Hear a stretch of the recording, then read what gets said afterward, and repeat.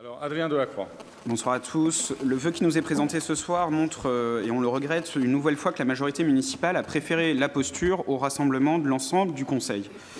Vous partez à juste titre de la crise du logement que subit depuis de nombreuses années les Français et plus particulièrement les habitants de notre métropole. J'ai déjà eu l'occasion ici de m'exprimer sur notre ambition en matière de logement, que ce soit l'accroissement de l'offre globale de logement, y compris de logements sociaux. Je préfère, dès le départ, le préciser pour éviter les faux débats entre nous, à mener une politique équilibrée favorisant la mixité sociale, rénover les logements sociaux existants, car il n'est pas admissible que des logements proposés par des bailleurs publics ou privés soient en état de quasi-insalubrité, lutter résolument contre les marchands de sommeil et résorber l'habitat insalubre, enfin accompagner les propriétaires pour prévenir et agir en cas de dégradation des copropriétés. Aujourd'hui, le déséquilibre entre l'offre et la demande de logement a conduit à une hausse des prix rapide qui n'exclut pas seulement les plus précaires de l'accès au logement. Même dans notre ville, un couple où les deux personnes travaillent avec des revenus moyens et des enfants ont du mal à se loger dans le secteur privé et sont contraints d'attendre plusieurs années pour accéder à un logement social. Sur cette crise du logement prospèrent des marchands de sommeil prêts à tout pour faire de l'argent. Depuis 2012, la gauche a agi pour lutter contre cette crise. La loi SRU a été renforcée, les obligations de logements sociaux est passée de 20 à 25 %, les possibilités d'amende ont été multipliées par 5. La loi ALUR a permis de se doter de nouveaux moyens pour lutter contre la crise du logement et mieux protéger les locataires. Je pense ici à la création d'un établissement public foncier unique. De nouveaux droits ont été accordés aux locataires leur permettant de bénéficier de tarifs encadrés et à la baisse dans les agences immobilières. L'encadrement de l'activité d'un vendeur de liste a été également encadré. Enfin, les loyers à la relocation ont été gelés dès 2012, notamment en première couronne, et la loi ALUR a créé les dispositions pour encadrer les loyers.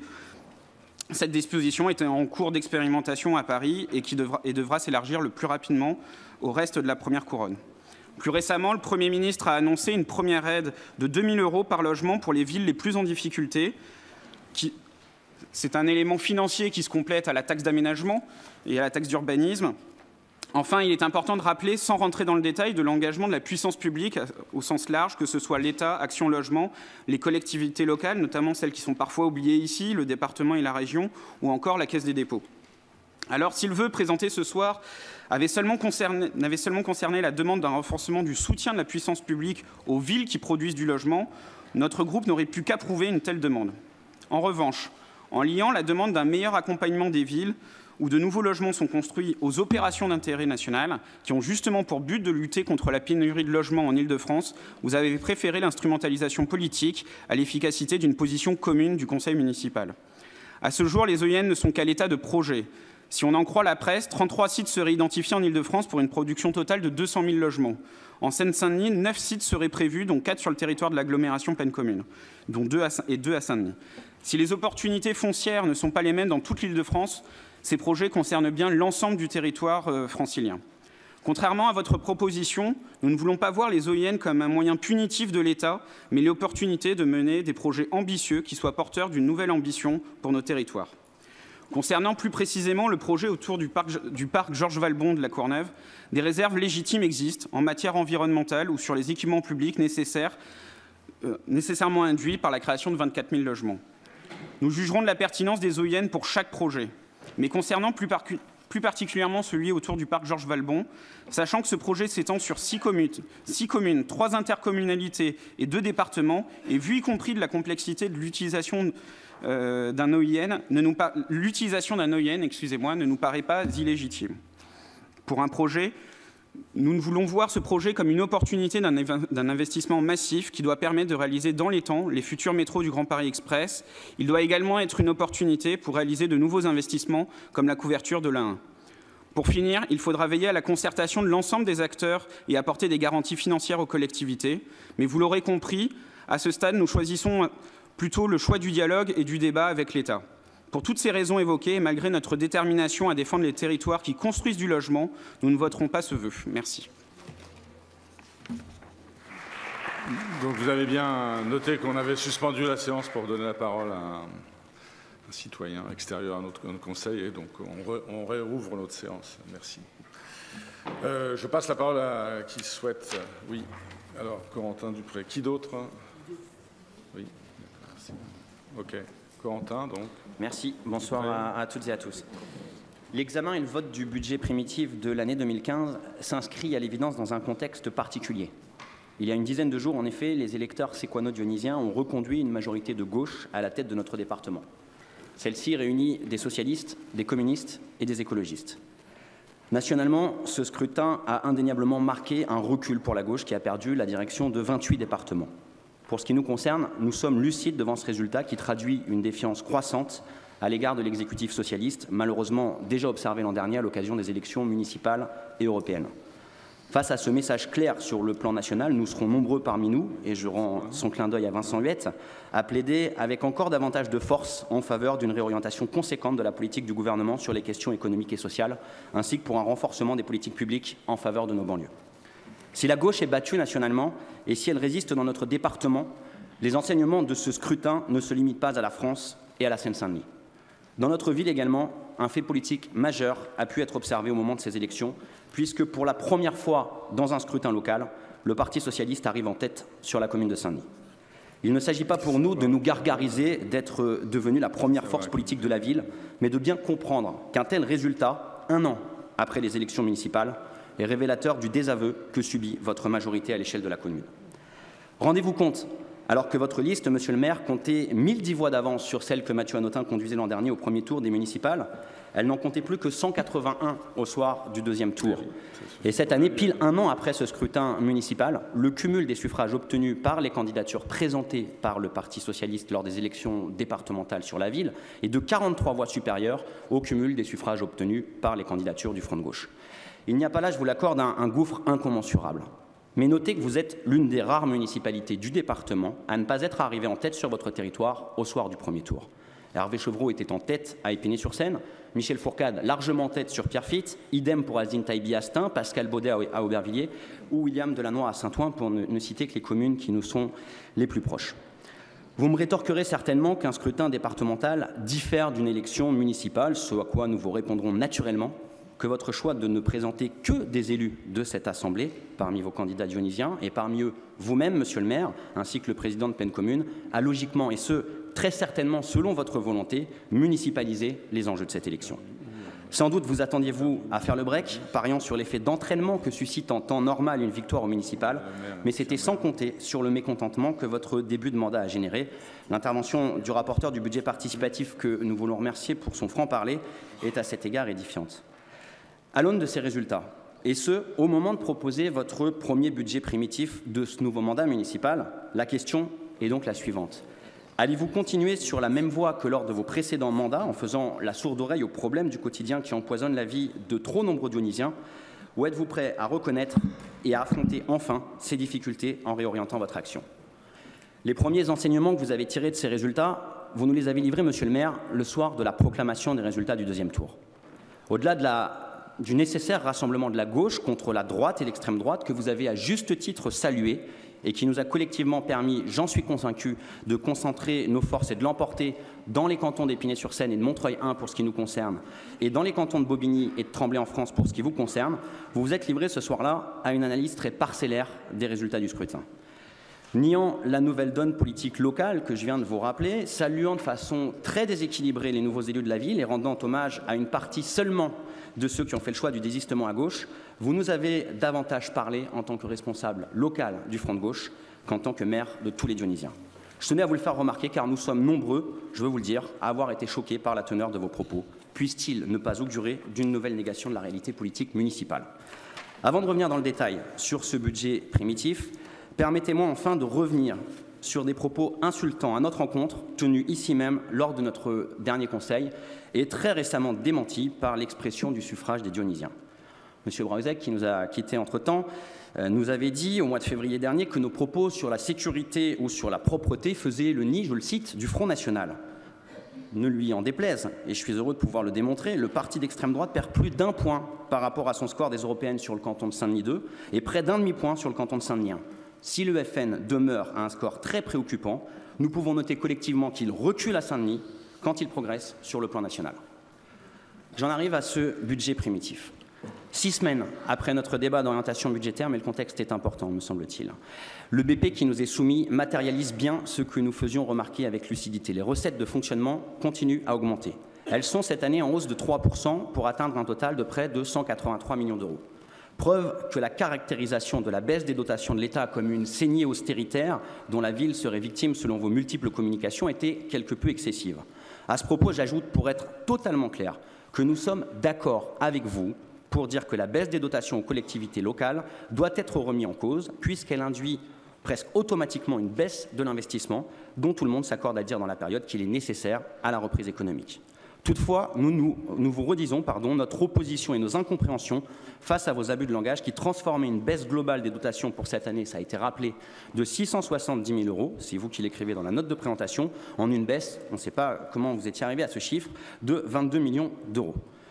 Comme nous vous l'avions fait remarquer lors du débat d'orientation budgétaire et comme vous le signifiez cette fois-ci clairement, la montée en charge de la dotation de solidarité urbaine et du fonds de solidarité de la région Île-de-France compense en effet la majeure partie de la baisse de la DGF à laquelle Saint-Denis est soumise au même titre que l'ensemble des 36 000 communes de France. Toujours sur les recettes, j'en profite pour vous dire que nous partageons votre volonté de ne pas actionner le levier fiscal et donc de ne pas augmenter la part communale des impôts locaux, surtout au vu de la forte augmentation observée au cours du précédent mandat. En parallèle aux recettes, les dépenses de fonctionnement augmentent également. Alors que la hausse des recettes est de 3%, celle des dépenses est de 3,6%. En conséquence, l'autofinancement de la ville diminue de 5% par rapport à l'an dernier et n'est plus pour cette année que de 15,6 millions d'euros contre 16,1 millions d'euros l'an dernier. Logiquement, même si l'encours de la dette est maîtrisé, la capacité de désendettement de la ville diminue par rapport à l'an dernier. La dégradation de ces deux ratios dans un contexte pourtant marqué par une hausse des recettes s'explique, je l'ai dit tout à l'heure, par une augmentation trop importante des dépenses de fonctionnement. Nous vous l'avions dit lors du débat d'orientation budgétaire, il est de notre point de vue impératif de maîtriser bien davantage qu'aujourd'hui l'envolée de ces dépenses qui grèvent la capacité d'investissement de la ville. La masse salariale augmente ainsi de façon conséquente, avec une hausse de 5,4% de BP à BP, soit en volume une augmentation de plus de 5,5 millions d'euros sur une année, si bien qu'en 2015, celle-ci représente près de 65% des dépenses de fonctionnement, contre moins de 64% en 2014. Au-delà de ces chiffres très préoccupants, ce budget primitif est marqué par quelques bonnes nouvelles que nous avions déjà notées lors du débat d'orientation budgétaire, mais que nous trouvons insuffisantes au regard des enjeux auxquels la ville est confrontée. Pour ne pas être injuste à votre égard, je citerai bien entendu la mise en place d'une mairie annexe à la Plaine et le recrutement de 18 nouveaux policiers municipaux. Seulement, derrière ces quelques futures réalisations se cache la parfaite continuité de votre action. Dans l'introduction du rapport, M. Privé y est revenu, vous rappelez les 3 axes constitutifs de votre projet municipal. Or, à l'exception de ces très parcimonieuses avancées, il n'y a pas grand-chose de concret dans la réalité de tous les jours pour donner corps à vos orientations. 2 exemples. D'abord, sur votre volonté d'agir pour susciter une dynamique en faveur d'un commerce local proposant diversité, ce sont vos termes, et qualité de l'offre. Vous faites état en page 4 de la réalisation d'études et d'une politique de préemption de baux commerciaux financés par des crédits d'investissement. Au-delà des mots, la réalité sensible depuis un an, c'est la fermeture du seul caviste de la ville, la fermeture d'une enseigne de prêt-à-porter féminin de réputation nationale rue de la République et la fermeture imminente d'au moins 3 boutiques de chaussures appartenant à des groupes reconnus pour la qualité de leurs produits. En somme, l'uniformisation de l'offre commerciale dans le centre-ville contredit vos déclarations d'intention réitérées à l'occasion de l'examen de ce budget.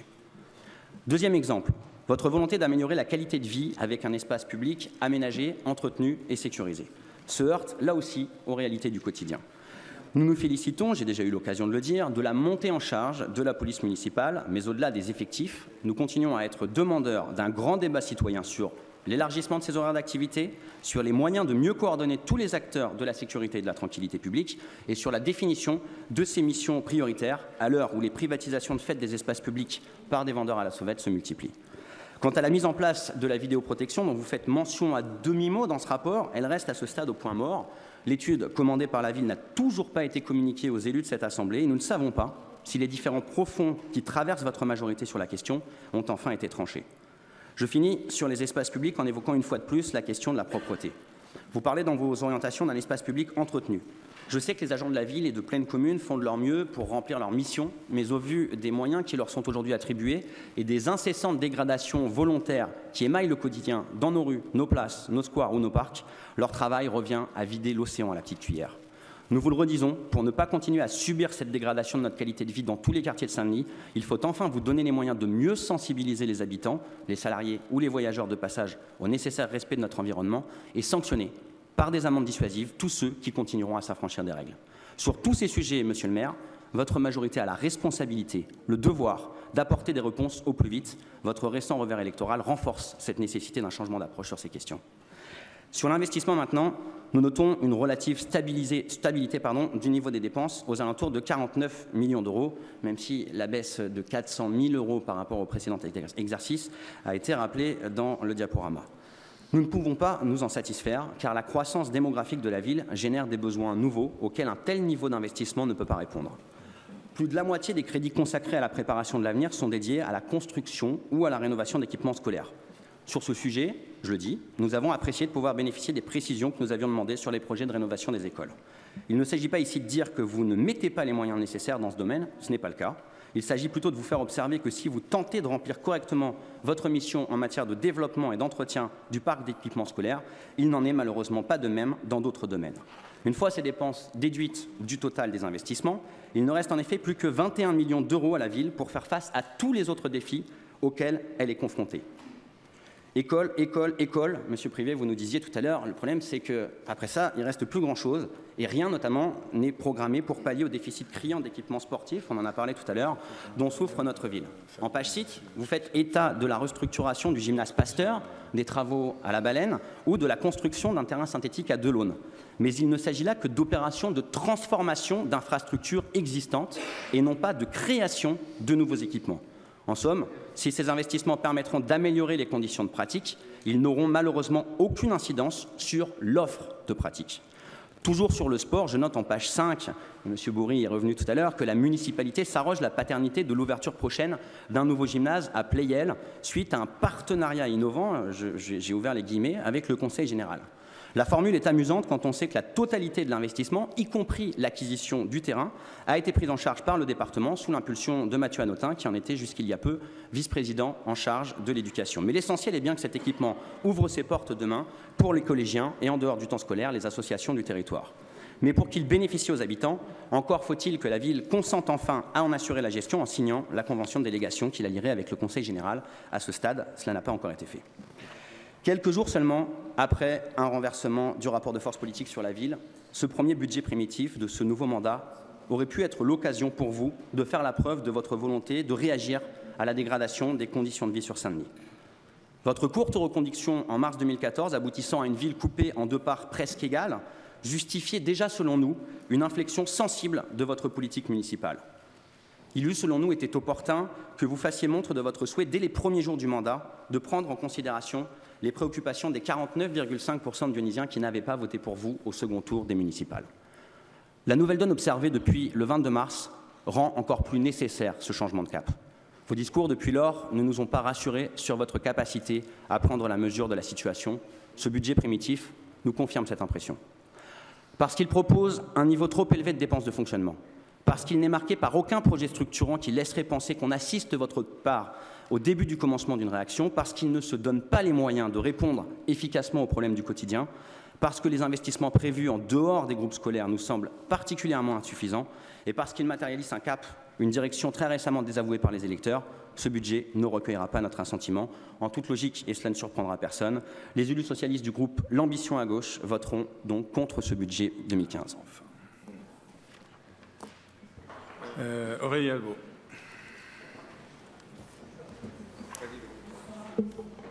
Bonsoir. Okay. Bonsoir à tous. Je comptais intervenir directement sur le budget, mais vu ce que M. Majid Messaouden vient de dire, je suis obligée de réagir comme j'étais intervenue la dernière fois suite aux propos de M. Braouzek. Je me rends compte que, d'une part, c'est affirmé, réaffirmé, répété en lance ici au conseil municipal que, soi-disant, parler d'insécurité, parler de propreté, de cadre de vie, ça ferait le lit du FN. C'est une insulte aux habitants dionysiens qui vivent très mal les questions de sécurité et d'insécurité, qui vivent très mal les questions de cadre de vie et de propreté. C'est une insulte aussi aux conseillers municipaux qui sont ici. à l'ensemble des conseillers municipaux et en particulier aux conseillers municipaux d'opposition que nous sommes. C'est injurieux, c'est irresponsable politiquement et éthiquement, et c'est malhonnête. D'autant plus, c'est malhonnête d'utiliser le conseil municipal comme une tribune politique et dogmatique. Ce sont vraiment les préoccupations quotidiennes, des Dionysiens. Et je pense qu'il faut arrêter à un moment donné ces postures et de penser aussi en termes de politique de l'autruche, puisque lorsqu'on dit ça, c'est clairement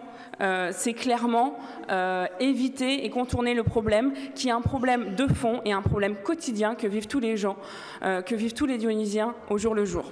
Donc ça, c'était pour la question qui a été abordée.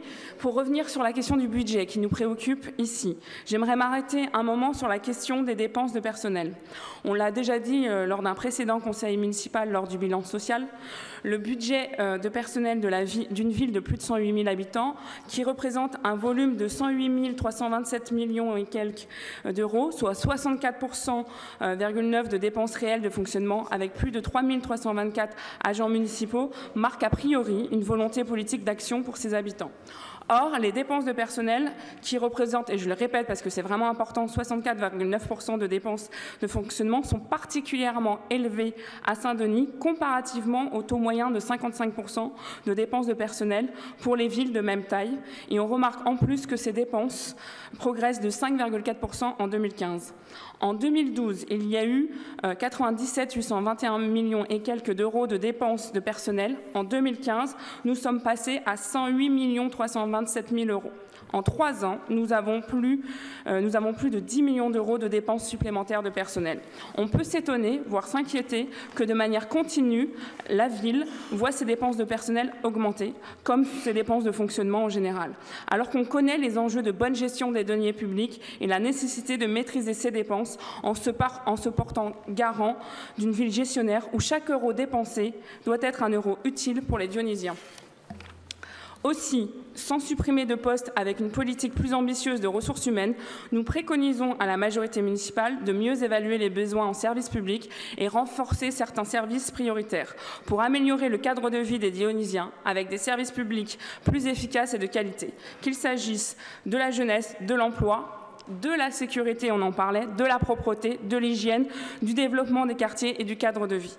Cette politique de ressources humaines plus ambitieuse ne pourra se faire qu'avec les agents, bien entendu, en redonnant de la valeur et du sens au travail au sein de la mairie par une politique de ressources humaines plus juste, plus transparente et équitable entre tous les agents, en favorisant encore plus, je sais qu'il y a un effort au niveau de la formation qui est fait, il faut encore plus l'accentuer, mais aussi l'évolution des carrières et des parcours de compétences, le bien-être au travail, afin d'éviter la démotivation et l'épuisement au travail menant souvent à un absentéisme chronique. Cette politique de ressources humaines pourrait permettre de diminuer in fine les recours nombreux aux CDD créés uniquement pour pallier à l'absentéisme de longue durée, qui a pour conséquence une augmentation des dépenses de personnel. Au-delà des chiffres et au-delà de la seule question des dépenses de personnel, ce qui compte pour les Dionysiens, c'est bien que les dépenses de fonctionnement et d'investissement puissent se traduire par des prestations publiques de qualité et permettant l'amélioration de leur quotidien. Or, il y a un fort décalage entre les volumes de dépenses réalisés et la réalité perçue par les Dionysiens. J'aimerais aborder ici plus concrètement le budget, au regard notamment des activités en matière d'éducation et de jeunesse. La majorité municipale évoque le choix d'être une ville éducative. Je cite « priorité aux équipements de l'enfance et de l'enseignement » ou « essor des activités éducatives, culturelles et sportives » et aussi de faire le choix de la jeunesse une priorité. Alors même que si la municipalité participe à la construction effectivement d'écoles sur la ville, elle n'anticipe pas suffisamment à l'avance les besoins en équipements scolaires et ne les accompagne pas d'équipements annexes pourtant liés. Par exemple, la nouvelle école Confluence est retardée de plus d'1 an dans ses travaux et les enfants vont devoir, pendant au moins 1 an, faire école dans des préfabriqués. Cette situation n'est pas la première du genre à Saint-Denis. Il manque aussi de nombreux équipements sportifs de proximité, comme des gymnases ou une piscine pour les enfants. De nombreux enfants de Saint-Denis arrivés au collège ne savent toujours pas nager. Ou alors des équipements aussi culturels. Nous n'avons pas aujourd'hui de conservatoire de musique et de danse digne de ce nom, pouvant accueillir de nombreuses demandes des familles. Ce manque d'équipement doit se comprendre globalement par un manque d'investissement en matière d'équipement sur la ville, car nous avons un taux d'équipement seulement de 26,80%, ce qui est nettement inférieur à la moyenne qui est en général de 56%.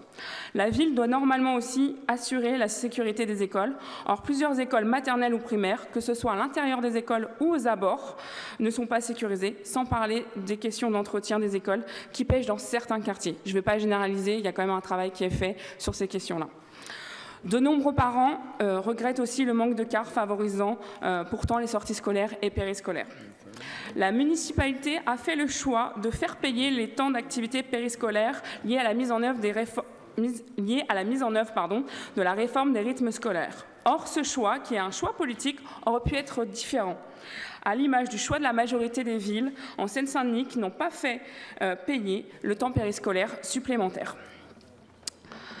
Nous aurions, nous, fait le choix, en tout cas, de la gratuité, afin de permettre à tous l'égalité d'accès à ces activités périscolaires. Malheureusement, vous n'utilisez pas ce temps périscolaire comme un temps d'apprentissage ludique, gratuit et d'ouverture culturelle qui aurait pu lutter contre les inégalités sociales. Au contraire, vous reconduisez les inégalités sociales en faisant payer une activité supplémentaire, mais qui fait doublon avec l'activité d'accueil de loisirs. Concernant les jeunes, vous avez fait de la jeunesse une priorité. Or, la réalité ressentie par les jeunes et par les parents est tout autre. S'il y a certes des séjours et des activités de loisirs proposées aux jeunes, il manque réellement de projets de prévention, santé, prévention routière, ou de projets citoyens, de structures ou de dispositifs d'orientation scolaire et professionnelle, de dispositifs de découverte des métiers ou d'aide pour trouver des stages, des projets de valorisation de notre jeunesse ou des projets encore d'accompagnement individualisé des jeunes vers l'emploi. Je prendrai un exemple budgétaire. Le budget alloué pour l'accompagnement des jeunes vers l'autonomie n'est que de 3 355 000 euros, soit 4% du budget d'éducation jeunesse vie des quartiers et surtout seulement 2% des dépenses réelles de fonctionnement. Cela montre bien le manque d'ambition pour nos jeunes et le manque de volonté pour accompagner notre jeunesse vers l'autonomie financière, professionnelle et sociale. Nos jeunes dionysiens méritent une politique plus ambitieuse pour leur donner les moyens de leur réussite et les clés de leur avenir. À Saint-Denis, où les moins de 25 ans représentent un tiers de la population, cet enjeu est capital, mais il est jugé comme secondaire par la municipalité au regard du choix budgétaire qui en est fait. Merci. Donc, Marion Oderda, Kader Chilan et Stéphane Peu. Marion. Oui, bonsoir à tous. Moi, je vais d'abord rejoindre l'intervention de Philippe Carreau, puisque je suis moi-même un petit peu atterrée, et notamment, je pense que le débat n'est pas de haut niveau, mais d'autant plus quand un élu du conseil municipal compare le groupe socialiste au Front National, je pense qu'on n'élève pas le débat en faisant ça. Je comprends qu'on ait besoin de cultiver de forts désaccords entre nous, de se caricaturer. Pour autant, je pense que montrer qu'il y aurait un fossé insurmontable entre nous est une erreur pour l'avenir. Ensuite, ce qui fait le lit du Front National, c'est oui, la désespérance sociale, oui, probablement le gouvernement socialiste a une responsabilité et doit faire plus, mais je crois qu'il faut aussi que votre majorité soit lucide sur les problématiques qui existent dans cette ville et sur la gestion de ces problématiques et donc de ces politiques publiques. Et je pense que ce serait d'une très grande simplicité intellectuelle de dire que le seul responsable aujourd'hui, c'est François Hollande. Ça, c'était pour mon introduction et je voulais intervenir sur deux points de ce budget. Notamment, je voulais revenir sur l'intervention du Dionysien qui était présent tout à l'heure, je n'ai pas retenu son nom, qui faisait partie donc, de ces délégués sur la question du budget. Moi, j'ai été particulièrement interpellée par son intervention, mais surtout, j'ai été particulièrement... donc, j'avais déjà pris connaissance des annexes, donc j'avais déjà vu un petit peu la teneur en tout cas de ce qu'il pensait et de ce qui a été rapporté. En effet, je veux dire, c'est quand même une démonstration à charge contre en effet, la politique qui est menée en termes de démocratie participative, parce qu'au-delà du budget participatif, je pense que c'est aussi toute la question de la démocratie participative sur notre ville qui est aussi posée, puisque ce qu'on voit dedans, c'est les délégués abandonnent rapidement. La seule réunion où les délégués ont pu accéder aux éléments techniques de prise de décision fut la réunion au cours de laquelle il leur fut présenté la validation des arbitrages déjà réalisés. Les délégués ont conclu qu'ils ne sont pas acteurs mais figurants. Je pense que c'est un petit peu ce qui ressort également des démarches quartiers dans les différents quartiers de la ville, puisque déjà on note qu'il n'y a quand même pas une énorme participation et les masses ne se soulèvent pas pour venir discuter en démarche quartier, mais surtout parce qu'on le voit au moment où il y a eu des discussions en effet sur les débats participatifs, les budgets participatifs, pardon, et ce qu'on pouvait en faire. Moi, je me rappelle avoir assisté à cette réunion de la démarche quartier Pleyel, où les habitants étaient, au moment où on leur demande qu'est-ce que vous aimeriez financer avec ce budget participatif, il y aurait tant à faire que le budget participatif n'y suffirait pas. Et donc, je pense que ça, c'est quelque chose à prendre en compte. Aujourd'hui, ce n'est pas en finançant, alors je crois que c'était quelques améliorations en effet au niveau jardin et indodane qu'on va changer, qu'on va changer un petit peu la face des choses. Et donc c'était ça notamment, je pense qu'il faut, je suis assez d'accord avec les conclusions qu'il y a dans cette présentation, où on voit qu'au final, les gens ne font des demandes que sur l'espace public quasiment.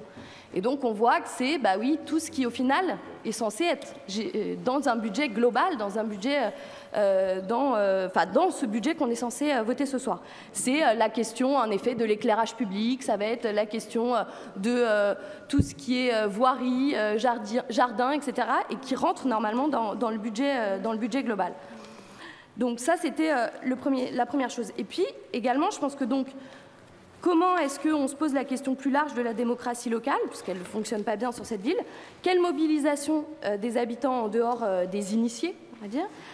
Quel rôle des conseils de quartier? Ont-ils vraiment pour but de décider, co-décider ou juste de valider des décisions qui ont été déjà prises? Je me rappelle avoir fait cette intervention il y a déjà quelques temps avec quelques conseils municipaux, où on posait justement la question de la démocratie participative.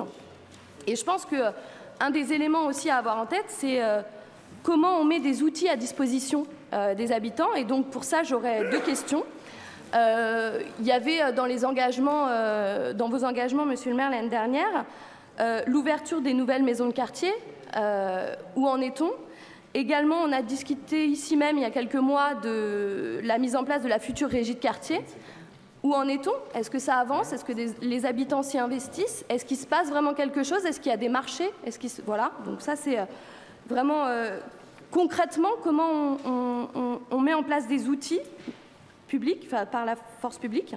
Et puis ensuite, sur la question du budget participatif, je pense qu'au-delà des mesures ponctuelles dans les quartiers, en effet, et là je rejoins ce que disait Laurent Russier en introduction, c'est comment est-ce qu'on crée un grand débat public aussi sur l'association, sur la démocratie participative et sur le budget participatif. On le voit, ça a ses limites partout, ce que vous disiez sur Paris, mais n'empêche que je crois qu'il y a eu, c'est la ville où il y a eu le plus de participants dans le cadre du budget participatif. Donc à vérifier, mais il me semble que c'est ce qui a été annoncé. Et ensuite, j'aimerais revenir sur un deuxième sujet qui, pareil, je suis déjà intervenue sur cette question-là à d'autres conseils municipaux. Et notamment parce que je n'en ai encore vu aucune trace dans aucun document de cette municipalité. Et honnêtement, ça me choque parce que vous vous revendiquez de gauche. Je n'ai pas vu un mot sur la question de l'égalité femmes-hommes. J'attends encore ce que me promet Majid Messaouden à chaque conseil municipal. Qu'en est-il? Comment on réfléchit collectivement à intégrer dans un budget, dans le budget de cette ville, eh bien, une réflexion qui va prendre les prismes du genre. Aujourd'hui, il y a des tonnes d'études qui sortent et qui disent aujourd'hui l'espace public est réservé aux hommes, dans la façon dont les villes ont de construire des city-stades. Un city-stade, c'est 100% utilisation 100% masculine. C'est comment on fait en sorte de former les personnels, comment on fait en sorte de former les animateurs à l'égalité, comment on fait en sorte de mettre en place toutes ces mesures qui permettront qu'aujourd'hui, les femmes qui vivent, les femmes qui sont sondées, à qui on demande est-ce que vous vous sentez en insécurité, même si elles ne le sont pas dans l'espace public, vont vous dire qu'elles ont le sentiment d'insécurité, parce que l'éclairage va être défaillant, parce que les abords du métro ne vont pas être sécurisés, etc., etc. Et je pense que c'est quelque chose, et c'est un sujet, qui est primordial dans notre ville, et notamment quand on sort à 22h à Saint-Denis, il n'y a que des hommes dans la rue, et il y a dans les cafés, j'en parle pas, et donc du coup, je pose vraiment cette question, c'est à quel moment on va prendre en compte vraiment cette problématique-là. Et je pense qu'il y a une façon de l'intégrer au budget qui ne coûtera pas forcément plus cher, mais qui permettra aussi de faire en sorte de changer les mentalités, parce que je pense que c'est un rôle aussi de la puissance publique. Et pour ça, moi, je voudrais saluer les deux, entre guillemets, budgets parallèles, que sont celui de l'anti-budget et de l'éco-budget, parce que pour moi, c'est la façon justement d'avoir une approche transversale de ces politiques qu'on peut intégrer dans tous les dispositifs publics. Et donc, je pense qu'il serait, pourquoi pas, l'année prochaine, nous proposer un budget sur la question de l'égalité femmes-hommes. Voilà. Merci, Kader Chiban. Adrien. Sur une simple explication de vote, on votera pour le maintien des taux tels qu'ils sont, notamment au regard, on pense qu'au vu de la situation de la ville, l'augmentation n'aurait pas été justifiée, on l'a dit dans les interventions précédentes, et elle serait d'autant moins justifiée que, pour mémoire quand même, la ville avait connu, je crois, je vous le dis de tête, 19,9% d'augmentation, notamment de la taxe d'habitation, dans le précédent mandat, ce qui valait à la ville d'être la deuxième grande ville avec la plus forte augmentation en France. Alors certes, les taux de la strate sont dans la moyenne, mais au vu de la richesse aussi et des capacités financières de la ville, cela s'explique. Donc voilà, et puis c'est aussi l'occasion du coup pour dire, pour réexpliquer que à aucun moment la majorité municipale, à force de dire que nous sommes pour les augmentations d'impôts. Encore une fois, on va se réexpliquer. On n'a jamais dit, l'opposition municipale n'a jamais dit qu'on était en faveur des augmentations d'impôts, que ce soit durant la campagne municipale ou sur les différentes interventions qu'on a pu faire depuis notre élection. En revanche, on refuse la démagogie dont vous faites preuve, encore une fois, en réutilisant ce système-là. Et si l'augmentation des bases qui doit accompagner aussi l'augmentation, l'inflation et ce qui est normal, si ce n'est pas la position, votre position, parce que vous rappelez qu'il y aura une augmentation des bases qui va permettre aussi une augmentation des ressources. Si la position de la ville, elle n'est pas de se satisfaire aussi de l'évolution des bases qui prend en compte l'évolution du coût de la vie et de l'inflation, on peut avoir le débat à l'occasion d'un vœu dans le prochain conseil municipal. Mais soyons sérieux. En tout cas, concentrons-nous sur la question du taux et pour ce qu'il en est. Sur cette question-là, nous voterons pour le maintien des taux à leur niveau actuel. Merci. D'autres interventions ? Les associations de Saint-Denis jouent un rôle très important dans notre ville. Elles améliorent le lien social et participent à l'animation de nombreuses activités, qu'il s'agisse des associations sportives, des associations de locataires, des syndicats, des associations d'insertion, de jeunesse, de quartier, d'information, etc. Le maintien de l'aide aux associations est déterminant pour qu'elles puissent continuer à bien fonctionner et pour qu'elles puissent également se projeter sur le long terme et remplir certaines missions que malheureusement la ville ne remplit pas. Aussi, les élus socialistes voteront pour cette délibération. Les associations denysiennes doivent cependant être davantage soutenues en termes de moyens financiers, comme cela se fait actuellement, mais aussi d'aide sur le fonctionnement quotidien pour qu'elles soient épaulées sur les questions administratives et de recherche de financement, en particulier les petites associations.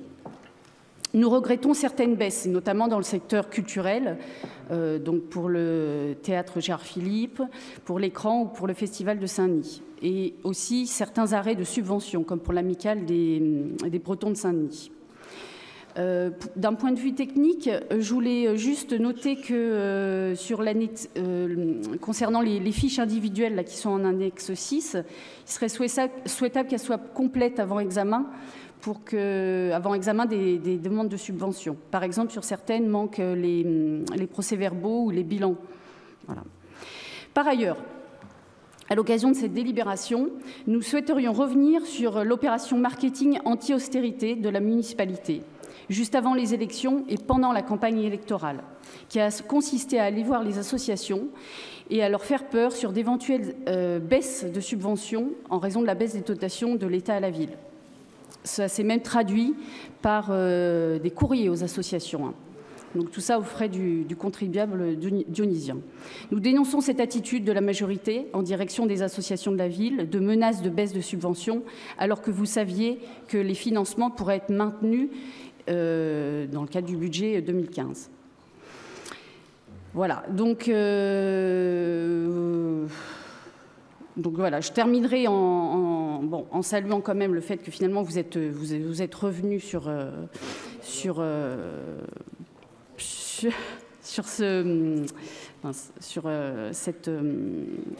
cette intention qui n'aurait pas été comprise vu le budget 2015.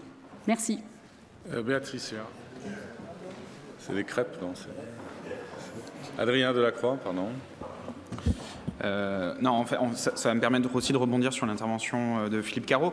Je voulais juste aborder la question du critère de la trésorerie, là, autant sur probablement que sur l'Amicale des Bretons, j'entends le fait qu'il n'y ait pas forcément besoin cette année d'une subvention, auquel cas je suis surpris que ça apparaisse dans le dossier, parce qu'apparemment il y a quand même eu une demande. Alors peut-être qu'il y a eu un accord au final, qu'on a compris, que l'association a pu comprendre que ce n'était pas forcément prioritaire au vu de sa trésorerie.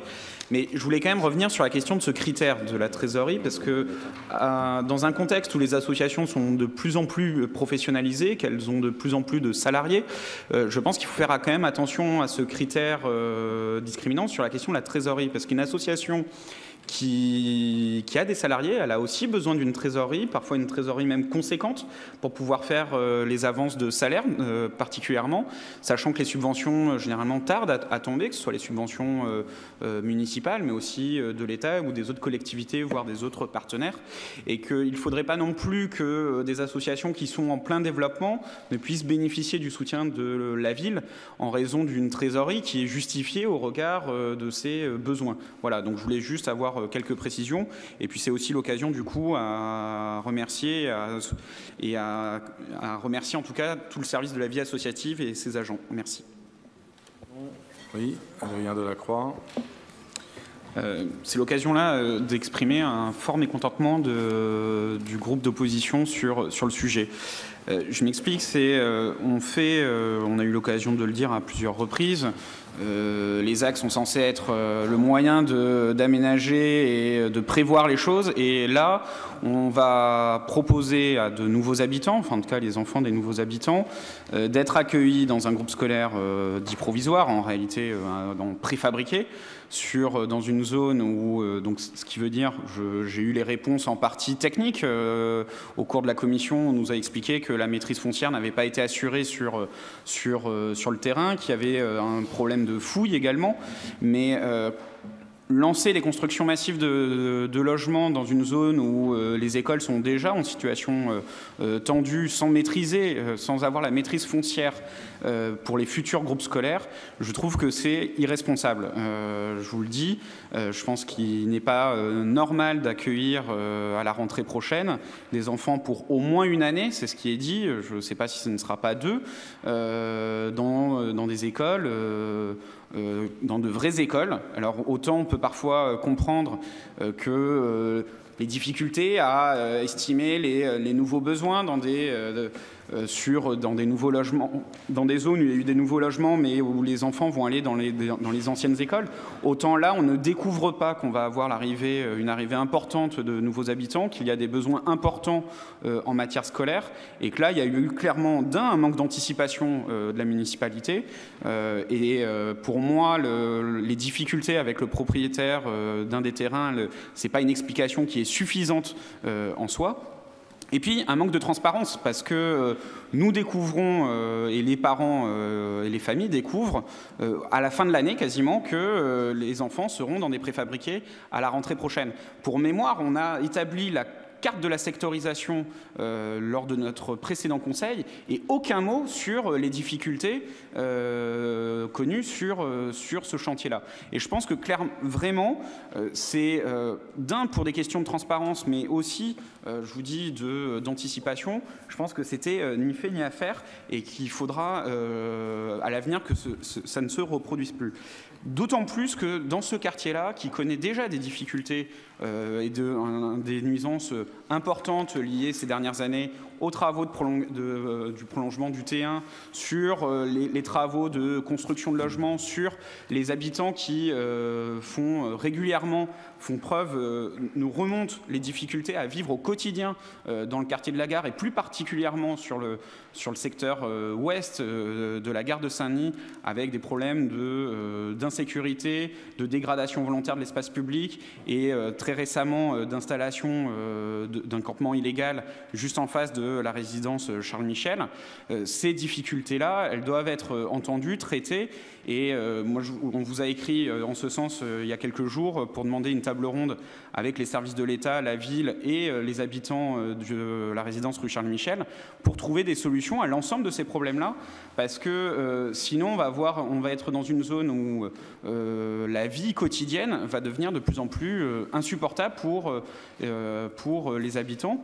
Et poser des problèmes graves de sécurité, je pense, pour les enfants qui vont être dans des préfabriqués, dans des zones où il y aura encore des travaux conséquents, et dont on avait déjà eu l'occasion lors du précédent conseil à nous interroger aussi sur la sectorisation qui allait amener des enfants qui habitent sur le boulevard Marcel Samba en face de la gare à traverser et à aller éventuellement dans le futur groupe scolaire. Voilà.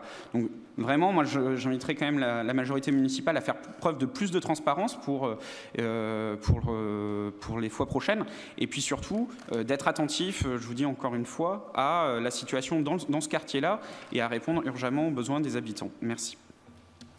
Merci. Oui, Hervé. Monsieur le maire, la lecture de ce rapport qui a reçu l'accord du bureau municipal, donc de la majorité municipale, nous a laissé perplexes. Il y est écrit, in extenso, concernant la vidéosurveillance, la société Acer est missionnée. Il est à noter que le dispositif permet de relever une grande partie des faits perpétrés dans ce périmètre.